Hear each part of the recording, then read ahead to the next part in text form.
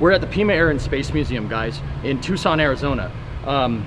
We're just going around well, it's not a junkyard, the museum, but we're in the junkyard part of the museum. The restoration area. Yeah, restoration area. Yeah, that's a nice way of saying it. No, this part of the junkyard has, I said it again. This part of the yard has all the planes that are mid-resto. So they're letting us around into the restoration hangar. Like, take a look. Like, I mean, on the other side of this beautiful F-150. How long do you plan to tour this place? Oh, we're here for the duration of the day, man. Don't worry. So there might be a jet over here that you folks might kind of like a little bit. Yeah. There might be a jet over here. Oh, and they're the nicest guys in the world. They're like, go ahead in, fill up your water, ask us questions if you need to. So they have an A20 in there they're restoring in their spare time. If we 26. What is this? If we do head in there, we'll probably have to have the music No, we on. won't go in there because they're working right in the, they're car guys. So they're doing this. Oh, they're working on cars and planes. They do that here. That's funny. Yeah, that's pretty cool. Let's look at this. So, Navy, the Navy variant. Oh, okay. I was having a moment. Dude, blast the music. Serious. Yeah, that's what I said. Yo, wait a minute. Does that have the ejector? Oh, that has the ejector seat in it. One second. Yeah, that still has the. Yeah, we can peek inside of the hangar, guys. That still has the. Yeah, that has an ejector in it. Let's not get near that. Those are live SRBs in there. Let's not do that. Well, they may have been deactivated, but so this is an FA-18, I think. It's not a Super Hornet because it's got circle intakes. The Super Hornets have square intakes. Getting some Top Gun vibes.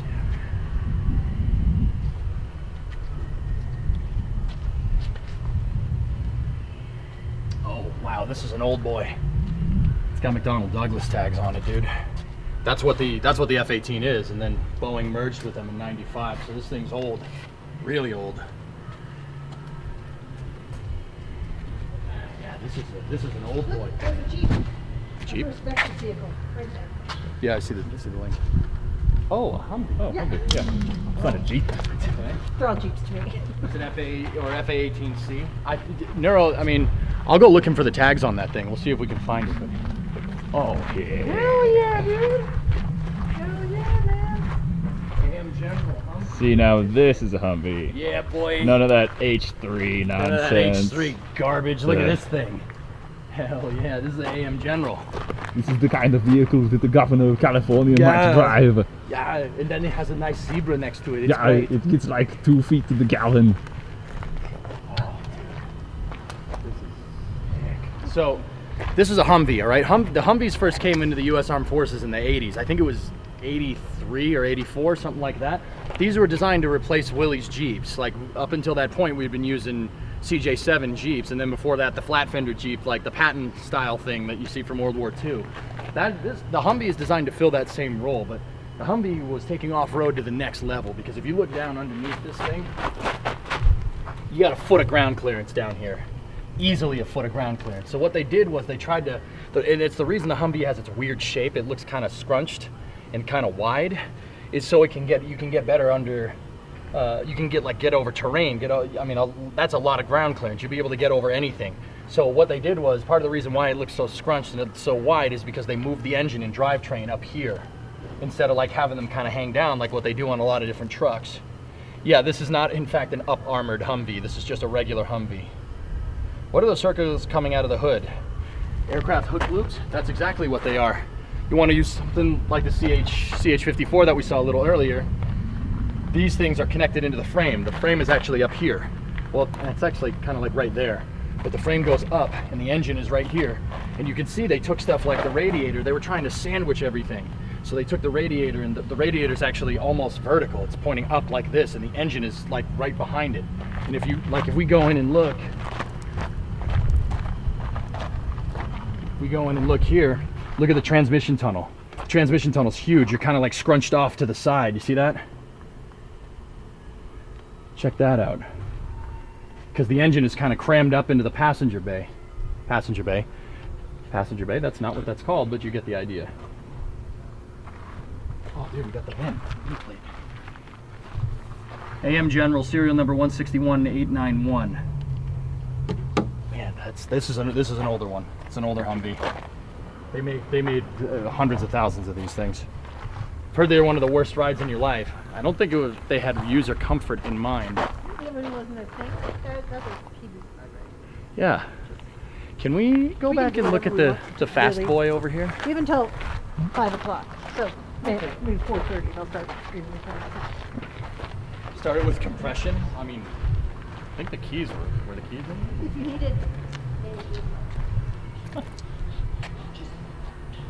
So they're just crates everywhere that just say, you know, ME262 windshield. So you can see this is a Navy variant right here, because the wings are designed to fold up. This F-15 or the F-18 doesn't have its wings on it.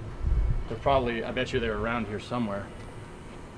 But I mean, look at this, because this is an ongoing restoration area. Look at these landing gear. I wonder what they're from. Say on the, although it really is B-26 somewhere. Well, there's the parts of it are right over there. Yep. Dude, I would say, Chad, try to tell me what these are, but that's probably not happening. Wow. This is nuts, man. This is nuts, so burrito. Look at this. So check this out. Another thing that gives this away as a Navy plane is the arrestor cable. On the aircraft carriers, on the now it's Nimitz only. Well, no, the Ford is going around, the Ford class, but there's cables that are on the carrier's deck that are attached to steam pistons, right? And when the plane comes in, you're not so much landing on the runway, you're crashing into it. That's why the landing gear is so beefy on Navy planes. It's one of the dead giveaways. I mean, that and the arrestor cable. But you have to grab one of 4 arrestor cables, and get this, if you're a Navy pilot, you're graded on every single landing that you do. If you snag the first hook, that's like the equivalent of getting like a D. If you miss, that's an F. If you get like the second cable, I think is like getting the equivalent to getting a B, and like the third cable is the equivalent of getting an A. Like, and once again, Navy pilots are graded on every single landing that they do. And this is the thing that snacks the cable, the arrestor cable. This is called an arrestor hook. There's a control up in the cockpit to pull the arrestor hook down, just like landing gear, and it go down, way down here. You can see this thing is a heck of a lever. It goes all the way over here, and it'll like hang down below the landing gear. Third cable is best, first is the worst. Thank you. Hey, EJ, would you just shout out to the people that have been donating? Because my PayPal but I don't have names. Hey, so a huge thank you. Yeah, a huge thank you that people that are tipping. Guys, I appreciate it. I hope you enjoy this stuff as much as I do. I'm on like right now. I think I need to drink more water. What if the hook breaks on a landing attempt? That's highly unlikely. But if the hook breaks or the cable snaps, which does happen, that's called a bolter. So if you notice when carrier planes land, right when they touch down, you peg the throttle. You peg the throttle as much as you can. So in case the hook snaps, right, you can get back up in the air. You have enough throttle to get back up in the air because the jet engines take a second to spool. So if this thing breaks or the cable snaps, I mean, if you go up on YouTube right now and you look like carrier landings, you'll notice that if you watch an F-18 land, they'll land and then they'll peg the engine like burners, full on afterburners. Hey, Bailey Smash, thank you for the sub, I appreciate it. But anyway, thank you for the people that have been tipping, guys. I hope you enjoy this stuff. It is really cool. Have a Gatorade for electrolytes. Yep.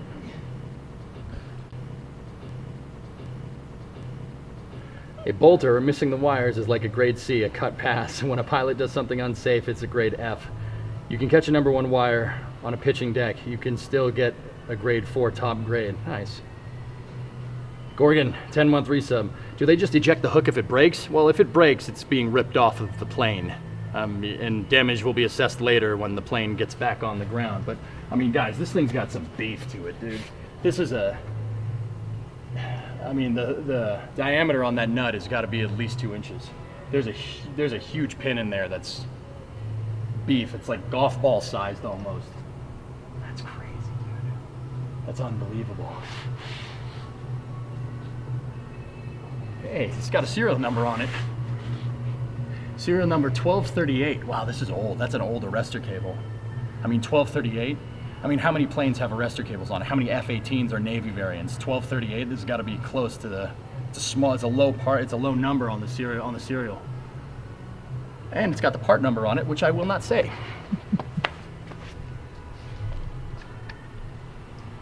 What plane? Falcon, you tell me. What plane do you think it is?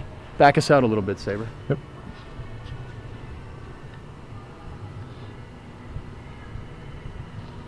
Does it have a lot number? Yeah, it did. I'm not saying what it is though, homie. Did this serve? I doubt it. I'm trying to find a serial number on this thing. I think this is an older, it's an older F-18. Because the landing gear has McDonnell Douglas tags on it. McDonnell Douglas hasn't been a thing since 1995.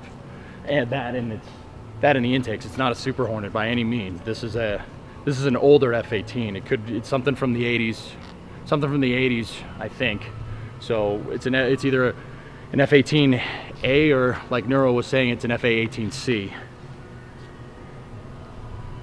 I usually miss critical information on streams. I've seen this lady on various educational tours with Dawson, now with you. That's DC3 Girl. DC3 Girl is she's basically like the person that goes and asks people. She's our wrangler. She's our wrangler, yeah, she's the wrangler. She goes and asks, like, for us to, like, come and do this stuff. She kind of organizes the whole thing. She organized the whole Space Fest thing. She's the one that got me to talk to Charlie Duke yesterday. Like, she was like, hey, you want to come see EJ? EJ's cool. And then on top of that, dude, she's a plain nutcase. So like, she's gone. I don't know where she went right now. She's probably over there swooning at that PBY Catalina. Like, when we first walked into Pima, I was like, oh my gosh. And then I was like, okay, cool. And then I hear in the background, like no, she makes the weird funny noises that I make, which is kind of weird seeing that in retrospect, but whatever. EJ turned to me, he's like, is that what I look like? Yeah, I go, is that what I do? And Saber's like, yeah, oh yeah. Yep. Come here. They want to know who you are. Who are you? It's me. I'm DC3 Girl. DC3 Girl. So I run the Vectors nonprofit that we get to come on these great trips for. So we're a 501c3 educational nonprofit, and EJ helps make this all work. But she makes magic like this happen. Yeah, we're at Pima. We're at the Pima Air and Space Museum, guys, but we're in this is the restoration hangar. They do not allow regular guests to come back here. I mean, they don't allow their own volunteers. They don't even allow the docents back here. Like, the docents are going to be pissed at us. They're going to be pissed. They're like, you went back there. I didn't go back there. I actually flew the dang plane, and you didn't. So, yeah, DC3 Girl is kind of the one that, no, she's playing crazy. I didn't know Nick Nolte was a docent here. You did. What? I didn't know Nick Nolte was a docent. Tropic Thunder is a true story there, boy. You gotta take the actors and spank the actors. So yeah, this is an older F-18. I'm not sure how old, but it's pretty old. I'm trying to, like I said, I'm trying to look to see if there's some kind of serial number somewhere.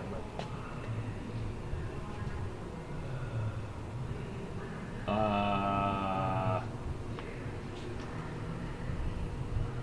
I don't know what this is, but it has. No plate over here. Okay. There's a plate over here, guys. Maybe this is a clue. This part was manufactured by Northrop Corporation. So this is before Northrop merged with Grumman. And it says McDonnell Douglas. So if we can figure out when Northrop was just Northrop, before they merged with Grumman, and when McDonnell, sometime after McDonnell Douglas, if you can correlate that time frame, then you can figure out when this plane was made. I think it's serial number 163123. It was written on the side somewhere, and okay. I'd look it up. Those are all the bureau numbers. The Marine Corps. Oh. Okay, so this is an FA-18A. I think so, yeah. Check the left gear well. Get the Buno. All right. The left gear well. So port side, Pythos. Let's go see what we can find. Yeah, you read in a couple spots on the side. Yeah. You're just gonna need a creeper over here. And I don't mean the Minecraft mob. Right. I found it. Thanks, Pythos. It's an FA-18A. Oh, nice. Does it have its serial number down there? It does. 76823. 76823. Oh, that's the manufacturer code. Hold on. Yep. The serial number is 0539. So. Yeah, but I think its bureau number is 163123, and that would make sense. That would be. Yeah. This is an older plane. We won't be able to see that jet. So serial number is Uniform 60539. That's the serial number on this plane. Wow. I smell that grease. I love it. Yeah. It smells great. Yep. I could live in here. I want to live in here. Bring your just yeah. We're with EJ's Restoration, oh snap. Yeah, we're here to look at the Proudbird planes. Don't think I forgot about that, man. It's important to not get hurt, dude. Trust me. Yeah, no, I gotcha.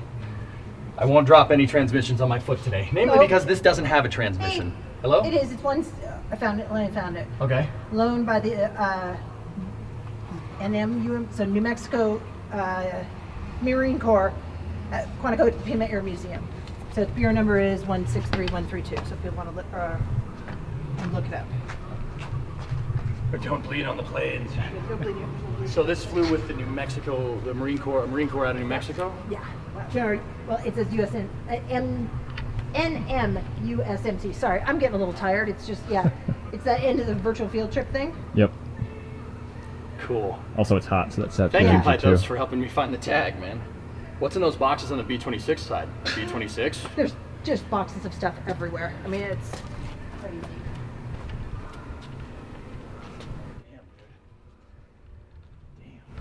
So this is an old boy plane. This is really old. This is a really old. This is, I mean, 81. This thing's 40 years old. 81, right? You checking? No, I was just going to remind you that's not really old. It's not really that old. Well, I mean, this plane so was made before young. you were born. Airplane years? This is like such a young and years? lively airplane. Yeah, no, it was. I mean, this airplane was made before you were born, It's right? in its Right, prime. absolutely was. Yeah. Yep. Yep, that's it. That's what I'm talking about.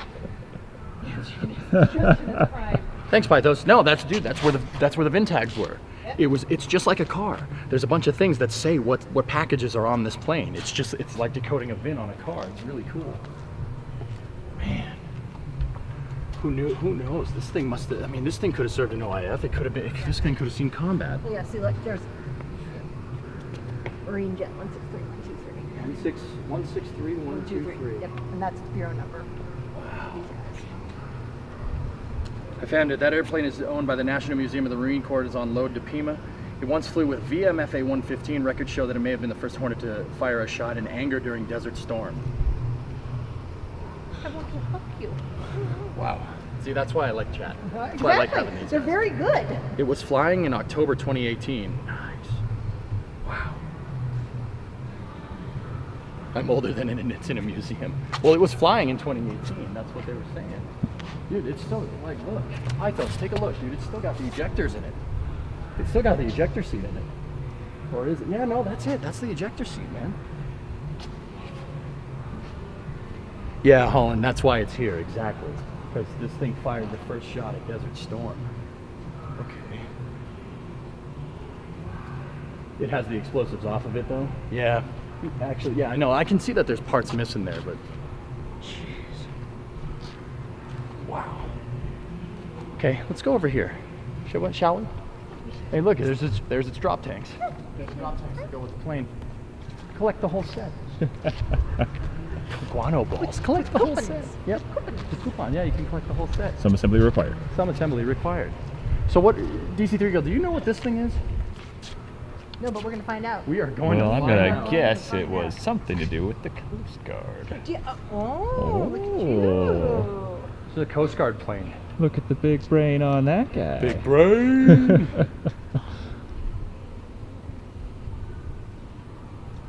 It's got to be a Gulfstream. It's a Dassault Falcon. Left gear well. I mean, I don't know if that's on every plane.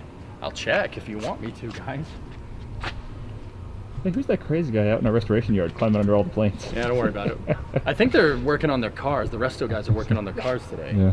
So maybe we could go over there and take a look. It looks like a Gulfstream for transport. It's carrying the Coast Guard insignias. I mean, so was that other one. There's another version of this plane out there. This is a, what was that plane? That was a C9. So look up the military designation for a C9, guys.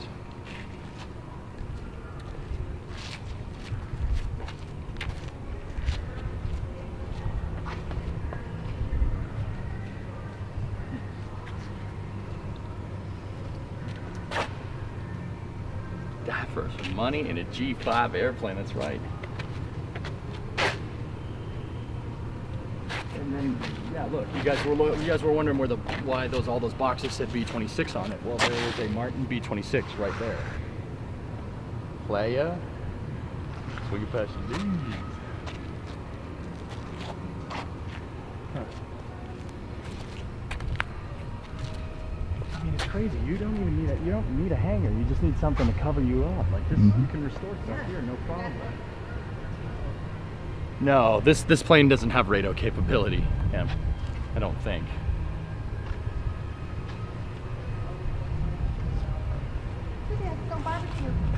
Oh, nice. I don't think that's what that does. They do have a grill out here though. Do they? Yeah, it's like on the left side of the main door. Pythos, I think you said deserts are great for restoration. I'm pretty sure you meant deserts are just great. I love this place. Depends on your opinion. Yeah, well, that's just like your opinion, man. You're right, it is. Can we go take a peek in the resto hangar or no? Yeah, Looks like they've got let's check some with the stuff boys real covered. quick. Yeah, let's have it. Are you gonna lose signal if we? I don't know. Me and the We'll find boys out. raiding the Pima aircraft hangar. Wait, what? We need a garage like that to work on our cars. We do. Geek, and once again, we're outside right now. It doesn't seem like it, but we're outside. This hangar has a huge canopy over it, and it has gantry cranes on it. Huh. I like gantry cranes. It's fine if not. He's literally under the car. Okay, that's fine. So I probably won't bother him right now. No. Okay, we'll that's bother him later. Can you overspray the wedge